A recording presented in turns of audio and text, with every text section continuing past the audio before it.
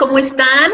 Fernando Sánchez, Sin Recoder, nuevamente con ustedes presentando una nueva entrevista en este espacio que es para ustedes, Mercamorfosis. Mercamorfosis nos acerca al conocimiento, Mercamorfosis nos acerca a entender mucho más qué pasa con la conducta del consumidor por medio de nuestros ponentes, nuestras voces, que tienen mucho que decir, mucho que compartir. El día de hoy tenemos a una extraordinaria mujer que también ha construido mucho conocimiento con el tema del neuromarketing en la parte tecnológica. Bueno, amiga, antes de cualquier cosa, yo quiero aprovechar para comentarle a nuestro auditorio que no se olviden seguir las publicaciones de Signal Consulting Group a través de Facebook y que no se pierdan por ningún motivo las siguientes emisiones de Mercamorfosis, ¿no? Por YouTube y Spotify. Porque déjenme decirles que además de seguir presentando a estos verdaderos gurús de la mercadotecnia o expertos de la conducta del consumidor, en las próximas semanas vamos a estar sorteando 5 libros de neuromarketing en acción de Néstor Braidot. Para los que apenas están integrando este apasionante mundo del neuromarketing, déjenme decirles que Néstor Braidot viene siendo como el padre del neuromarketing de habla hispana. Así que, pues ya saben, mejor suscríbanse para no perder detalle de las dinámicas que vamos a estar empleando. Y bueno, ya dicho esto, amiga, vamos al meollo del asunto.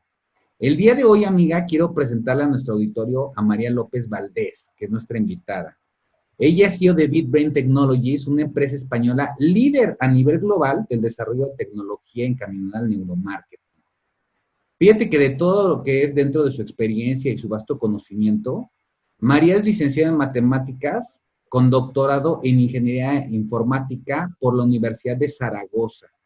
Cuenta con un Master Business Administration por el Instituto de Empresa en el Business School. Fue Local Chair de España para la Neuromarketing Science Business Association y ha colaborado como investigadora y docente para el Imperial College of London y la Universidad de Berna, ¿no? Fue galardonada con el premio Anita Borg de Google, además de ser acreedora al premio de la innovación por la Secretaría General Iberoamericana. Y por si esto fuera poco, se encuentra en el 5º lugar del ranking de líderes de mañana propuesto por el Instituto Shushu de España. En fin, su trayectoria es realmente impresionante y además de ser una mujer que se ha abierto camino en el campo hasta hace unos ayeres era exclusivamente para el sexo masculino, ya por ese simple hecho, además de ser su sencillez, es una persona que en lo particular yo admiro mucho, ¿no? Una gran amiga y bueno, sin más preámbulo, vamos a darle la bienvenida a María López. Hola. Hola, hola. María, ¿cómo estás? ¿Qué tal? ¿Cómo andamos? ¡Qué gusto! Bien, aquí estamos. A ver, que coloque esto, que se me vea un poco. No te preocupes. Bueno, ¿qué tal? Maravilloso, maravilloso verte por aquí. Muchas gracias, María, por darnos este espacio, este tiempo. Sabemos lo ocupada que estás y que nos hayas regalado este tiempo, pues es un placer y un honor para nosotros. Bueno, gracias a vosotros por haberme invitado.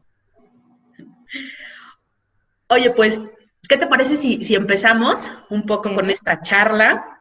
En realidad es algo más informal en el sentido de saber tus opiniones, por ejemplo, cómo es que María, siendo una mujer tan especializada en la parte de las matemáticas, en la ingeniería en informática, ¿cómo llegas al neuromarketing, María? Cuéntanos un poco.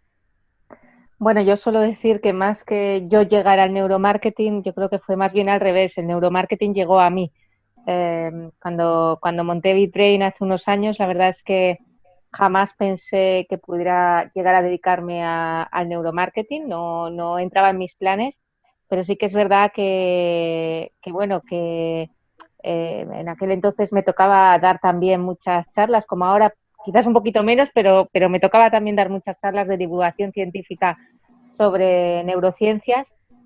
Y fue curioso porque es verdad que aunque presentaba algunos avances en neurociencias que habíamos hecho en la universidad, que estábamos haciendo en BitBrain, realmente se empezó a acercar gente diciendo, oye, es muy interesante todo esto lo que hacéis, pero a nosotros nos gustaría saber cómo funciona la mente del consumidor. ¿vale? Entonces fue un poco como, pues yo venía del mundo de las matemáticas, del mundo de la ingeniería informática, del mundo de la universidad, de hacer investigación muy, muy técnica. Sabía poquito de marketing, es verdad que había hecho un MBA, pero realmente no había tenido mucho contacto con el mundo del marketing, pero sí que es verdad que detectamos esa necesidad porque eran los propios clientes quien venían a pedírnoslos, ¿no? Entonces, realmente empezamos a darnos cuenta que a lo mejor no éramos las personas indicadas para hacer estudios de neuromarketing porque nuestro perfil era más técnico, pero sí que podíamos ser personas indicadas para diseñar laboratorios de neuromarketing que pudieran ser usados por gente de investigación de mercados y de marketing de una manera fácil y que realmente pudiéramos hacer accesible el neuromarketing a todo tipo de perfiles, ¿no? Y entonces eso fue un poco el inicio, o sea, no fue algo premeditado, sino fue algo que nos llegó de gente interesada y realmente yo creo que fue una casualidad, pero una casualidad que fue muy bienvenida y que realmente nos ha hecho crecer y funcionar muy bien. Fíjate qué interesante, Atsin, porque yo a María la conocí hace aproximadamente entre unos 6, 8 años, no recuerdo muy bien. Tuvo acercamiento, la conocí aquí en México, en un evento para una universidad, estábamos haciendo unas negociaciones. Realmente BitBrain tenía poco tiempo, por decirlo así, estar destacando, y el día de hoy, María, me da mucho gusto saber todo lo que han avanzado y todas estas cuestiones que han crecido en España. La verdad es que se han vuelto, yo digo que una empresa líder como tal, al final de cuentas, para Europa, y que al final de cuentas, pues por acá, por este lado de América, pues hemos dado seguimiento, obviamente, a todo el crecimiento que han tenido. Me da mucho gusto, pero fíjate que a veces se habla mucho de algunos ponentes en la parte de neuromarketing y cuestiones que realmente no son. A mí me gustaría que le platicaras un poquito a nuestro auditorio qué es BitBrain y cómo es que surge esta idea. Bueno, BitBrain en realidad nació como una empresa spin-off de la Universidad de Zaragoza, es decir, una empresa que nace de un equipo de investigación, en particular del equipo de investigación en neurotecnología. Para que os hagáis una idea, antes de entrar en este mundillo del neuromarketing, BitBrain y más que nada el equipo de investigación en la universidad se dedicaba a controlar robots con la mente. Pues por ejemplo, uno de los proyectos pioneros en el mundo de control de robots se hizo en la Universidad de Zaragoza, en el equipo en el que yo participaba, del que nació BitBrain. Fue el primer prototipo del mundo donde un estudiante nuestro en Japón movió con su pensamiento un robot que estaba en Zaragoza. Fue la primera vez que se hizo en el mundo, fue por allá en 2007, 2008. Lo mismo pues con una silla de ruedas controlada con la mente, o sea, proyectos muy, muy pioneros, muy punteros. Y realmente yo siempre digo que la culpa de que montáramos BitBrain la tienen los medios de comunicación, porque en aquel entonces yo me acuerdo que mi socio Javier y yo trabajábamos ahí en la universidad y nuestro foco cuando trabajas en la universidad es publicar buenos artículos científicos en las mejores revistas, etcétera, pero no te estás planteando a lo mejor esa transferencia de investigación. Y cuando conseguimos estos proyectos tan pioneros que se hicieron eco por revistas tan importantes como New Science o Wired, y empezamos a tener pues visitas de periodistas de todo el mundo a preguntar cómo funcionaban esos prototipos, recuerdo perfectamente como la última pregunta de todos los periodistas era, bueno, pero esta tecnología, esto de controlar cosas con la mente, esto de poder leer el cerebro, ¿cuándo llegará a la sociedad, no?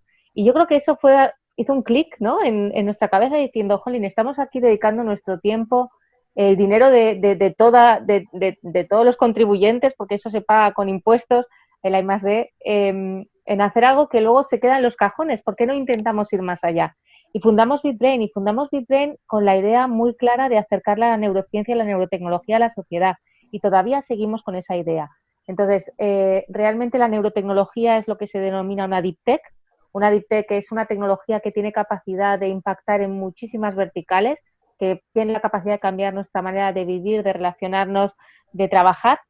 Y aunque es una tecnología que todavía está en pañales a día de hoy y que se usa, pues por ejemplo, en cositas como neuromarketing y poco más, realmente tiene muchísimo potencial, ¿no? Entonces, neuromarketing vino a nosotros como una aplicación que no se nos había ocurrido, pero que el mercado estaba pidiendo y nos metimos ahí. pero también BitBrain está trabajando, por ejemplo, con residencias de ancianos, con una tecnología que tenemos para mejorar cognitivamente a las personas, también con equipos de eSports para entrenarles el cerebro para que puedan jugar mejor a los videojuegos y ser mejores profesionales de los deportes electrónicos. Estamos también trabajando con grandes corporaciones que nos piden proyectos de innovación en neurotecnología. Entonces, por ejemplo, algo que puedo contar, tenemos varios en curso que son confidenciales, pero ahora mismo, por ejemplo, que ya esté terminado, pues hicimos el primer prototipo del mundo de un coche conectado al cerebro, lo hicimos para el departamento de I+D de Nissan en Japón. Entonces, al final, BitBrain es una empresa que viene del lado neuro. Conocemos muy bien la parte neura y entendemos muy bien neuromarketing, pero desde el punto de vista neuro. ¿Qué pasa? Que después de tantos años, como dice Fernando, pues al final también la parte de marketing ya la vas entendiendo mejor. Pero realmente nuestro valor es poner rigurosidad, poner las herramientas fáciles de usar, pero sin perder la rigurosidad para que gente especializada en investigación de mercados pueda hacer neuromarketing, ¿vale? Y luego sí que es verdad que en estudios que son especialmente complejos, porque al final no hay que olvidarse que un estudio de neuromarketing no deja de ser un estudio de neurociencias. Y los estudios de neurociencias tienen sus protocolos experimentales, tienen una serie de cosas que a lo mejor la gente que viene del área más de investigación de mercados no está acostumbrada. Pues sí que es verdad que para estudios más complejos sí que damos soporte, ayudamos a nuestros partners y les ayudamos con ese diseño experimental, les ayudamos con un poquito todo, ¿no? Pero esa es un poco la historia. O sea, realmente, como os decía al principio, no veníamos del mundo neuromarketing. El mundo neuromarketing es una de las múltiples verticales que tiene BitBrain a día de hoy. Fíjate que eso es bien importante lo que comentas, porque no sé cómo está allá en España, pero por acá, por México, ¿no? Toda esta parte de América, Centroamérica, Latinoamérica, se habla mucho hay un error en la parte de esa conceptualización del neuromarketing, que es, se sigue pensando que solamente es el desarrollo de estrategias en la parte sensorial y emotiva, y no entiende, a veces la gente, gran parte también de nuestro auditorio, no entiende la importancia que tiene esas neurociencias aplicadas a los negocios, que no es más que otra cosa que el neuromarketing, ¿no? Entonces es bien interesante. Amiga. Sí, y más por la línea que nos estás comentando, es una de las aplicaciones, es un mundo enorme de lo que está metido esta parte tecnológica. Y sin duda desde esta expertise, este ojo clínico que hoy ya tienes, podrás ver que existen algunas barreras, algo que las empresas y en general pudiera tener algo que frene este crecimiento del neuromarketing, especialmente en España. ¿Qué crees que sea eso que frena este crecimiento? A ver, yo no creo que sea solo exclusivamente en España, porque afortunadamente nosotros vendemos laboratorios en todo el mundo y lo vemos en todo el mundo, que al final hay un error con el neuromarketing y yo creo que es que muchos clientes ya sean institutos de investigación de mercados o cliente final que son grandes marcas o incluso pymes a veces, pequeña empresa, cualquier empresa que haga investigación de mercados es susceptible de hacer una investigación en neuromarketing. Eso partiendo de esa base. Entonces, pero esos clientes finales a veces es lo que pasa con las disciplinas nuevas, ¿no? Que se genera mucho hype.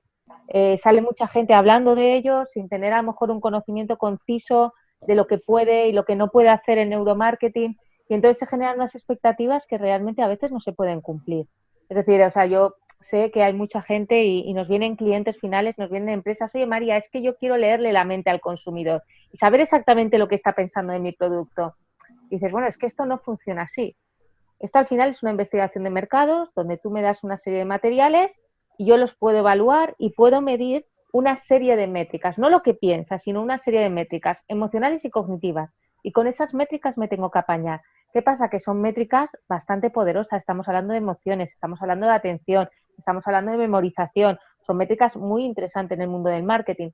Pero no tiene nada que ver con que yo le pongo delante un producto y yo le saco de la cabeza exactamente lo que está pensando. No funciona así. Es métricas concretas, etcétera. Entonces, yo creo que hay mucho hype y eso a veces hace que la gente se espera una cosa y luego reciba otra. Otro problema que yo veo es que muchos proveedores de neuromarketing, claro, quieren vender por encima de todo. Y eso vender por encima de todo, no se dan cuenta que ganan al cliente, hacen un proyecto con él, pero cuando ya no consigan superar las expectativas, lo que van a hacer es perder a ese cliente y además hacer que ese cliente probablemente no vuelva a confiar en la disciplina. Entonces, esto es un problema. Yo, desde mi punto de vista, creo que el neuromarketing aporta mucho valor, tal cual es.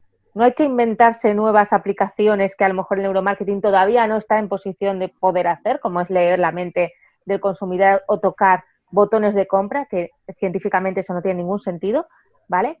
Y yo creo que se puede vender lo que hay y podemos aportar mucho valor desde lo que hay sin inventarnos cosas, ¿no? Entonces, el hecho de que te venga un cliente, te pida una cosa y tú no lo puedas hacer, casi es mejor decírselo, perderlo en esa ocasión, que ya volverá. Porque al final lo que yo me estoy dando cuenta, y lo estamos notando con muchísimos clientes, es que aprecian mucho esa transparencia. Al final no saben de neuromarketing y el hecho de que tú les digas hasta aquí se puede y esto no, genera la confianza suficiente para que si no sale un proyecto, el siguiente sí que salga, ¿vale? O sea, al final yo creo que tenemos que pensar en los clientes no solo como empresas, sino también como seres humanos. El ser humano que está delante agradece esa transparencia, esa confianza. Yo creo que eso está frenando un poco el crecimiento porque queremos ir tan rápido, queremos vender tantas cosas que a veces ni siquiera tenemos, que al final se está volviendo en contra nuestra. Entonces, desde mi punto de vista, yo creo que es vender neuromarketing, pero vender lo que realmente sabe hacer, que aporta ya valor de por sí, y no inventar cosas raras. Claro, Y toda la razón. fíjate que eso es una super pedrada al cine, ¿eh? Yo conozco algunos autores de algunos libros, como dice María, que dicen que activar el botón de compra, y es algo que en su momento, no sé si recuerda María, lo platicamos, Sí.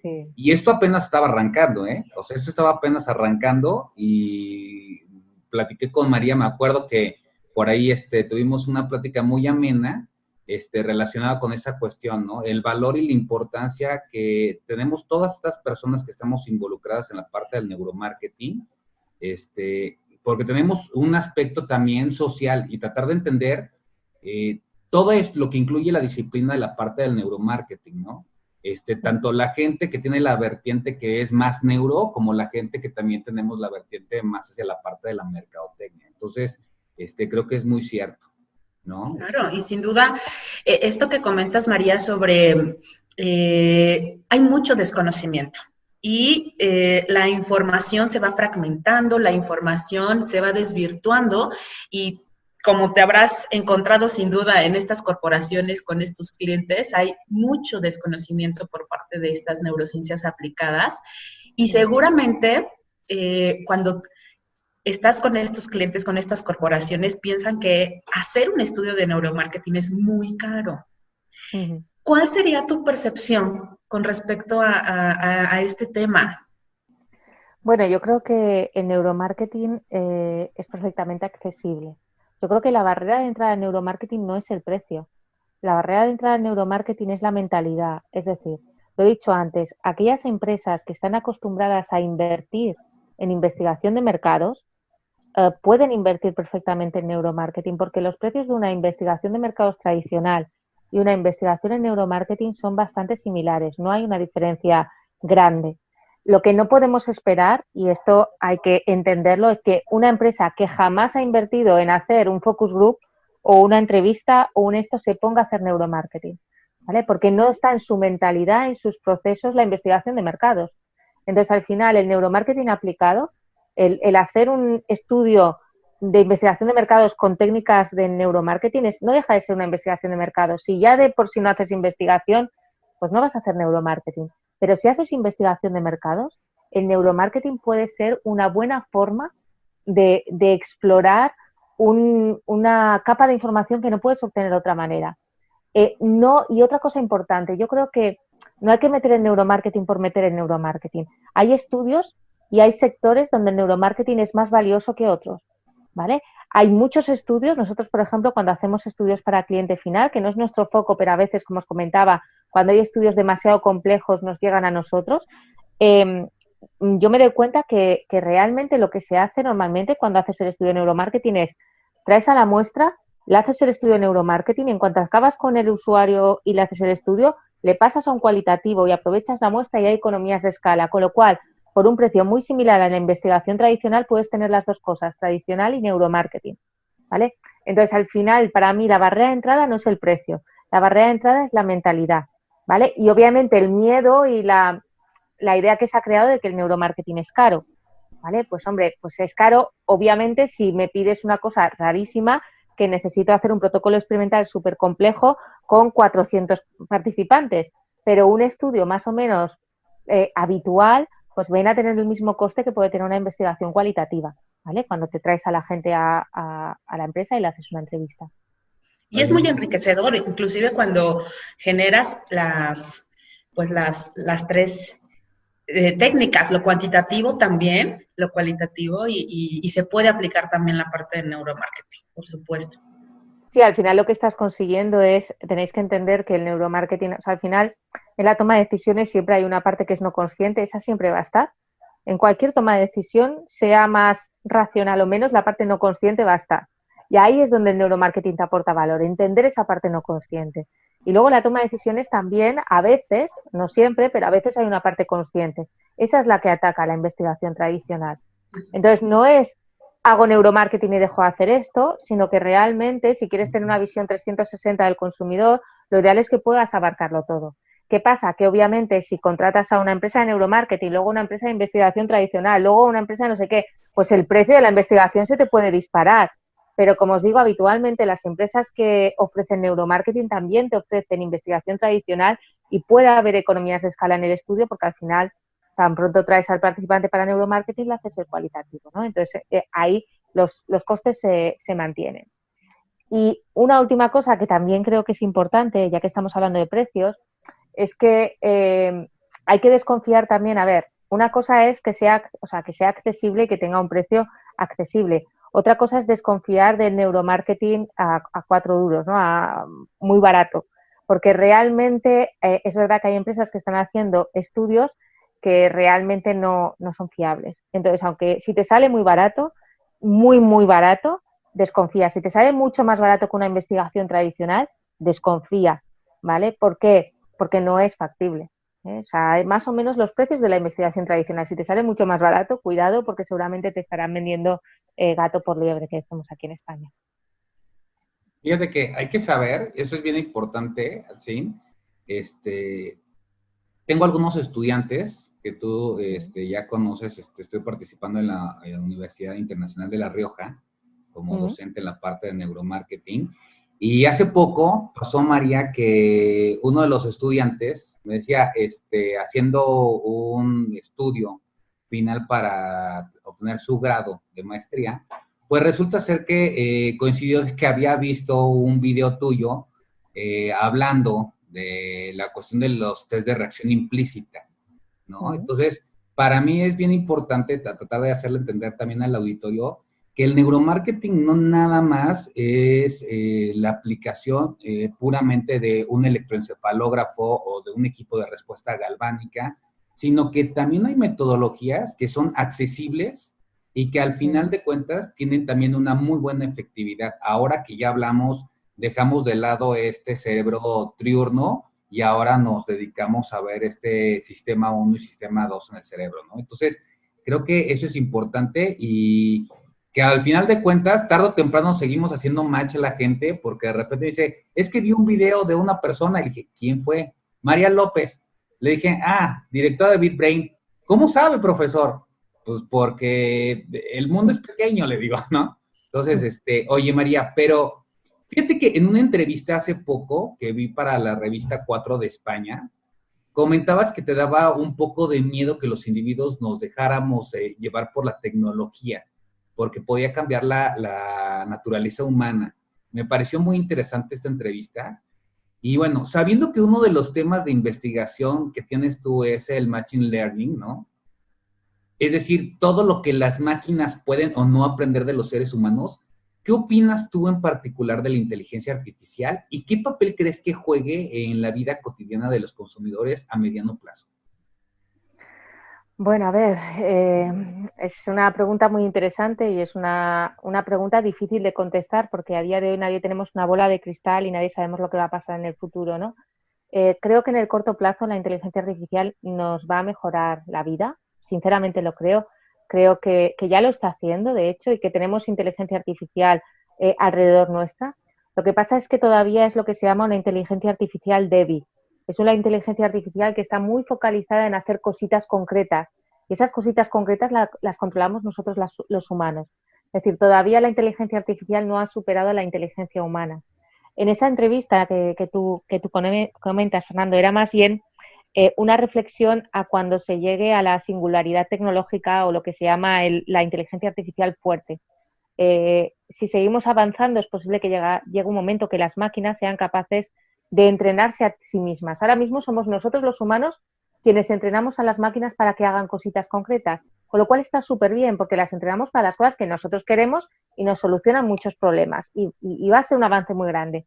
Pero si llega un momento donde lleguemos a esa inteligencia artificial fuerte, donde las máquinas se entrenen a sí mismas y aprendan solas, puede llegar el punto a que la inteligencia artificial sea más inteligente que los humanos, ¿vale? Entonces hay muchísimo debate sobre si llegaremos a ese punto o no, pero la realidad es que nuestra naturaleza como humanos es seguir avanzando, seguir innovando, seguir. Entonces, yo creo que en algún momento llegaremos, pero está en nuestras manos el hecho de haberlo pensado, haberlo reflexionado antes y haber tomado medidas para que no se nos vaya de las manos y acabemos en un mundo donde, bueno, pues un mundo tipo Matrix casi, ¿no? Curiosamente, y en esa entrevista creo que también hablaba de esto, Elon Musk, el fundador de Tesla, ¿no? Ha fundado una empresa de neurotecnología.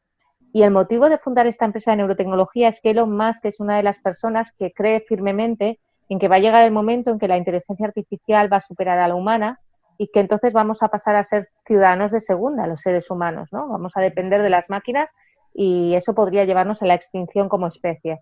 Entonces, su idea ha sido montar una empresa de inteligencia artificial, o sea, de neurotecnología para generar un chip que nos colocarían dentro del cerebro, conectar nuestro cerebro a la nube y conectarlas con sistemas de inteligencia artificial.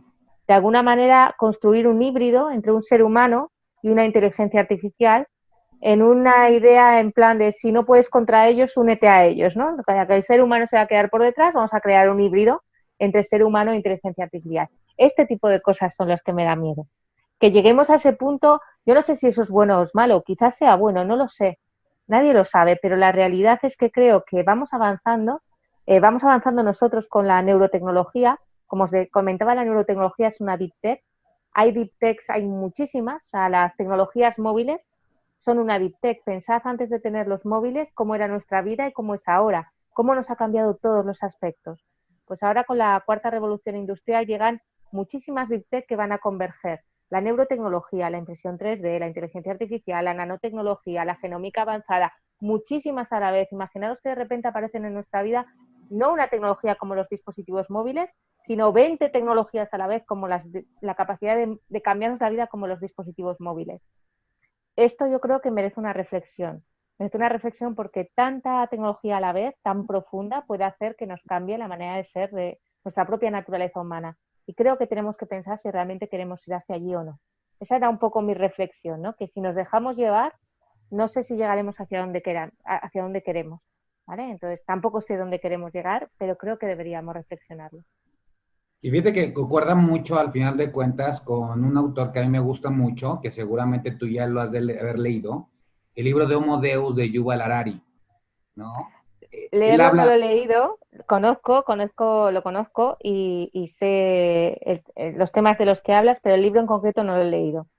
Pues habla de esta vertiente, de dos vertientes de la humanidad, que probablemente al final de cuentas, pues siguiendo esta cuestión teórica que propone Charles Darwin de la teoría de la evolución de las especies, pues es lo que habla, un poco de lo que tú comentas, que puede ser que la raza humana con tanta tecnología sea la que predomine, pero también la tecnología puede ser el depredador del ser humano, ¿no? Entonces, digo, probablemente a lo mejor, Atsin, tú y yo, no nos toque ver esa situación, ¿no? Como dices tú, no tenemos una bola de cristal, pero sí es importante que empecemos a reflexionar en este tema, porque de repente hay avances muy sorprendentes y a veces también tenemos que entrar, hay una parte en esta parte neuro que es una cuestión ética y por otro lado, al final de cuentas, ver también qué tanto nos puede impactar con la vida, ¿no? Entonces,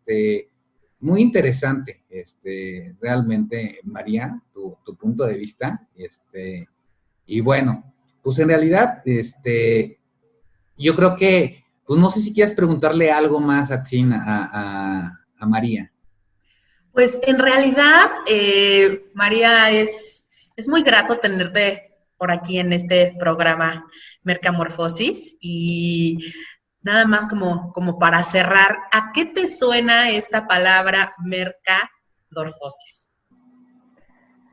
Pues me suena, por un lado, para mí viene de toda la parte de mercado, mercadotecnia, que nosotros aquí lo llamamos investigación de mercados, pero por ahí esto. Y por otro lado me viene por morfosis, por cambio, etcétera. Entonces, no sé si irán por ahí los tiros, pero sí que creo que estamos en un momento de cambio brutal en todos los segmentos, en todos los sectores. Y estamos ahora, fijaros, estamos discutiendo sobre neuromarketing, leer al consumidor, etcétera, pero nos hemos metido en algo un poquito más profundo sobre el futuro de la tecnología. Yo creo que el marketing y la investigación de mercados va a cambiar muchísimo en los próximos años y lo vamos a ver, ¿vale? La tecnología va a proporcionar el poder de ofrecer al cliente lo que quiere en el momento que quiere y al precio que quiere, completamente personalizado. Y yo creo que muchas compras se van a automatizar. Entonces, yo creo que a los que nos están escuchando, si os dedicáis al marketing, me preguntaría quién va a ser vuestro cliente en un futuro. Si van a seguir siendo las personas o van a ser las máquinas. En el momento que la nevera empieza a comprar por nosotros y decida que falta leche y hay que comprar leche, probablemente la comprará directamente. Entonces, los fabricantes de leche, ¿a quién tienen que convencer? ¿A las neveras? ¿A nosotros? ¿A los fabricantes de neveras? Entonces, creo que estamos en un momento de cambio muy profundo que, desde mi punto de vista, yo soy tecnóloga, yo soy muy emprendedora, me gustan los retos y esto me parece apasionante. Pero bueno, ahí nos enfrentamos. Perdonad.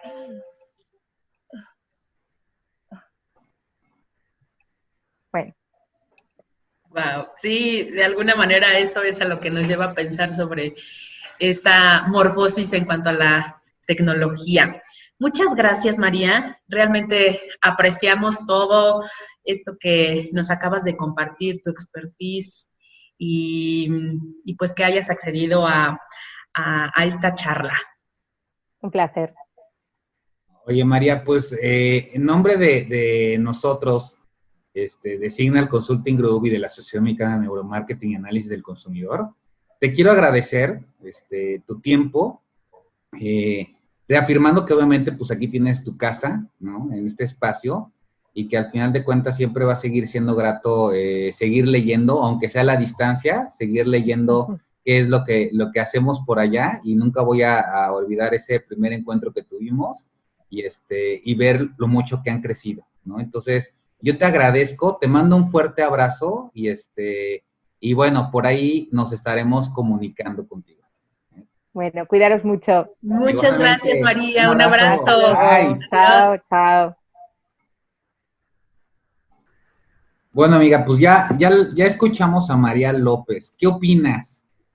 Pues una delicia la conversación también con María. Realmente estas voces expertas que nos dan desde una perspectiva también en donde experimentan día a día con los clientes, con las herramientas y desde donde ella trabaja directamente con ser en este proveedor calificado en la parte tecnológica y que el neuromarketing viene siendo una línea más y que de alguna forma sabe perfectamente este tipo de clientes cuando le piden que haga magia con el consumidor, le pide esto que decíamos hace rato, ¿no? Este botón mágico que en realidad no existe porque es tan variado el cambio que tiene la conducta del consumidor que únicamente estas herramientas nos apoyan a ver estas métricas.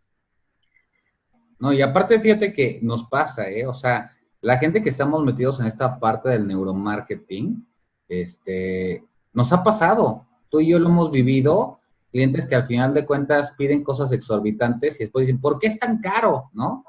Y estamos viendo que en realidad y lo vemos, sí tiene un valor muy similar al de la investigación convencional, ¿no? Por otro lado, a mí me interesó, no sé qué opinas tú, pero a mí me interesó mucho lo que comentaba el punto de vista de María relacionado con toda esta cuestión de autores, gente que ha desprestigiado hasta cierto punto la parte del neuromarketing, ¿no? Vuelvo a lo mismo. A veces pensamos o creemos, porque lo leímos en algún libro simplemente, o porque escuchamos en algún ponente, no voy a decir nombres para no quemarlos, pero que aparecen por ahí por YouTube, y que hablan del neuromarketing, de algo que no es. A todo ya le ponen neuro, ¿no? Neuroventas, neuroliderazgo, o sea, y simplemente lo que están llevando es a cabo algunos principios que se han regido en la parte, o que se han conocido en estudios de investigaciones cerebrales, y que vemos la repercusión. O sea, no se está diciendo nada nuevo. Lo que sí, al final de cuentas, hay que tratar de entender es que el neuromarketing es una disciplina como tal, ¿no? Que parte de las neurociencias a la parte de los negocios, que no es sencillo, porque hay que meternos a la parte cuantitativa, como decía María, pero aparte hay una responsabilidad bien importante. No es tener un botón de compra, ni tampoco leer la mente del consumidor, sino es conocerlo de mejor forma para a partir de ahí generar estrategias.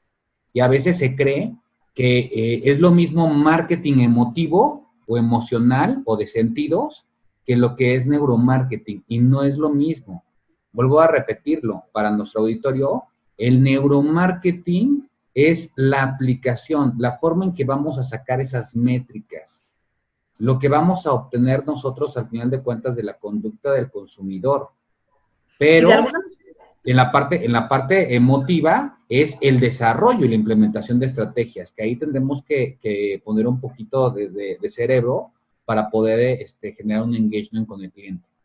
Claro, y de alguna manera está esta confusión porque para poder aplicar todas estas métricas que nos da el neuromarketing requerimos saber qué pasa con las percepciones, necesitamos saber qué pasa con las emociones, los sentimientos, todo esto que muchas veces nos quedamos únicamente ahí con este conocimiento y por eso pues no hay un avance.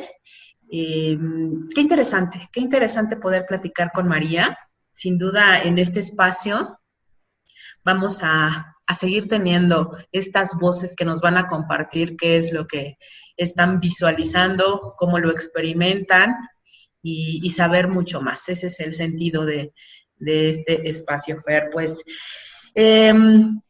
vamos a despedir a nuestra audiencia y agradecer nuevamente que estén aquí, que nos escuchen y que pues escuchen estos nuevos puntos de vista. Y si no son tan nuevos, porque ya sabemos que conocen estas caras, que puedan tenerlo más actualizado. Claro, pues un fuerte abrazo a todos. No se les olvide seguirnos en redes sociales. Busquen la fanpage de Signal Consulting Group. Ahí van a encontrar todo el material de la ABNA, de Atzini, de un servidor.